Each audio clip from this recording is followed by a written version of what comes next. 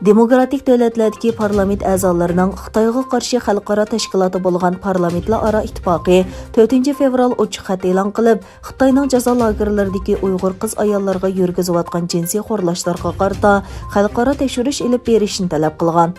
Bu ittifoqning har qaysi ellardagi 30 dan ortiq a'zosi imzo qo'ygan chaqiriqida xalqaro jamiyatning Sharqi Turkiston rayonidagi xorlashlarga beklab pisand qilmayotganligini, so'z kelimalarining vaqti o'tib ketganligini bildirgan. ئەنگىلىيە ئاخباراتى BBC 2 fevral kuni Xitoyning jazo lagerlaridagi Uyg'ur qiz ayollarga qo'rqinchli darajada sistemalik jinsiy xo'rlashga uchrayotganligini oshkorlab, dunyoni zilzilaga solgan.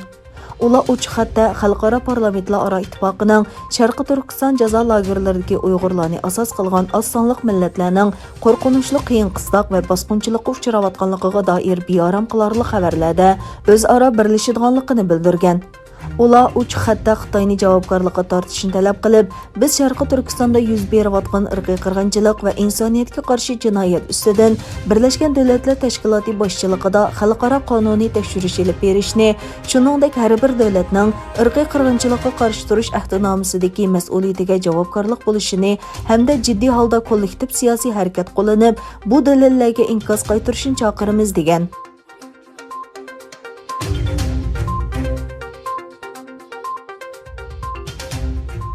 Amerika Tashqi ishlar Ministrligining bayonotchisining Tashqi ishlar Ministri Bિલિન્કેન bilan Xitoy Kommunistik partiyasi Markaziy komiteti Tashqi ishlar komitetining boshlig'i Yang Jiechi o'tirsidagi telefon suhbati haqida yozma bayonot e'lon qildi. Bayonotda mundaq deyildi: بىلىنكېن Amerikaning ittifoqdoshlari bilan xalqaro sistemasida hamkorlashadiganligini ta'kidladi va o'zlarining Hind Tinch okean rayonining bexatarligiga tahdid solish va xalqaro sistemasiga buzg'unchilik qilish harakatlari uchun Xitoyni mas'ul qilganligini bayon qildi. Bayonotda aytilishicha, بىلىنكېن Amerika, Sharqi Turkiston, Tibet va Hong Kong qatorliq joylarda kishilik huquq va demokratik qimmat qarashini davomli qo'g'daydi hamda Xitoyga besim shiltib, Bermidagi harbiy siyosiy o'zgarishini ayblaydi degan.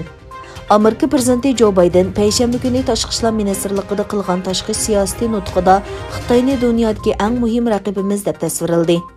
بىلىنكېن yana Xitoyning Sharqi Turkistondagi Uyg'urlarga qarshi irqiy qirg'inchilik qilganligini yana bir qatim ta'kidladi.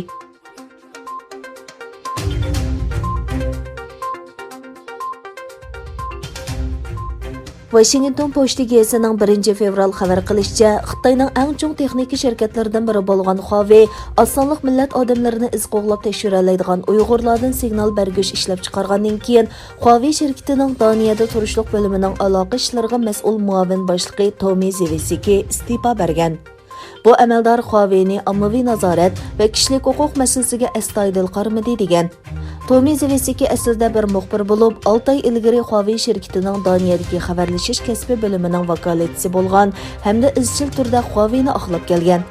Ammo u Huawei shirkatining sun'iy aql texnikasi ishlatilgan kameralarning Uyg'urlarni kuzatoladiganligi haqidagi tekshirish dokladini ko'rgandan keyin Xۇaۋېينىڭ qo'rqinchli mohiyatini tunib, xizmatidan darhol istifa berish qaroriga kelgan.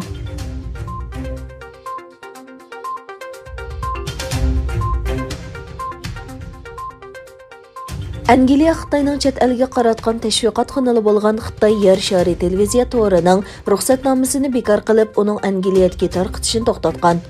Birlashma agentligining xabar qilishicha, ئەنگىلىيەنىڭ axborot nazorat qilish apparati Ofcom 4 yanvar Xitoy yer shari televiziya to'rining tarafsiz axborotchilik prinsipiga xiloflik qilishi, uning Xitoy kompartiyasi bilan bo'lgan aloqasi sababli uning ئەنگىلىيەدىكى tarqitish ruxsatini bekor qilgan. Xitoy yer shari televiziya to'ri xabarlarini ئەنگىلىيەدە sun'iy hamroh orqali haqsiz tarqitib kelgan. Bu kanal xabarlarda Xitoy hukumatining tashviqotini qilib, uning Uyg'urlarga irqiy qirg'inchilik elib borganligi, lagerlarga qamag'anligi, jinsiy xo'rlash elib borganligi, majburiy emgakka solganligi, Hong Kongdagi demokratik harakatlarni bostirganligini bir taraflamalik inkor qilib qolmay, Uyg'urlarni terrorlikqa bog'lab kelgan edi. Birlashma agentligining xabarida ta'kidlashicha, ئەنگىلىيە axborot va aloqa nazorat apparati kishilik huquq tashkilotlarining shikoyatiga asosan bu kanal ustidan tekshirish olib borgan.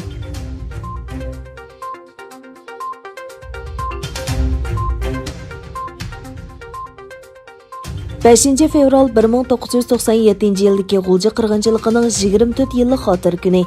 Muhojiratdagi Uyg'urlar turli faoliyatlar bilan bu kuni xotirladi. 1997 yılı 2 ayının 4 günü Xitay saqçıları G'uljida Ramazan ayının Qadr kechisi munosabati bilan xonim qizlar to'plashib ibodat qilayotgan bir uyga bostirib kelib, ularni tutib ketadi. Bu xo'rliqqa chidamagan G'ulji yoshlari 5 fevral kuni qo'zg'alib tinish namoyish qiladi. Afsuski, ular Xitoy jallod askarlari va qurolli saqchi kuchlarining qo'rshoviga ilindi va qonxo'rlik bilan vahshiylarcha o'q tutildi. Hayot qolganlarni turmaga tashildi. Shu kunlar bir qancha yuz kishi etib o'ldirildi. Qish fasli sovuq havoda tutilganlarning ustiga suv chechib muzlatdi. Bir muncha kishi to'nglab shahid bo'ldi.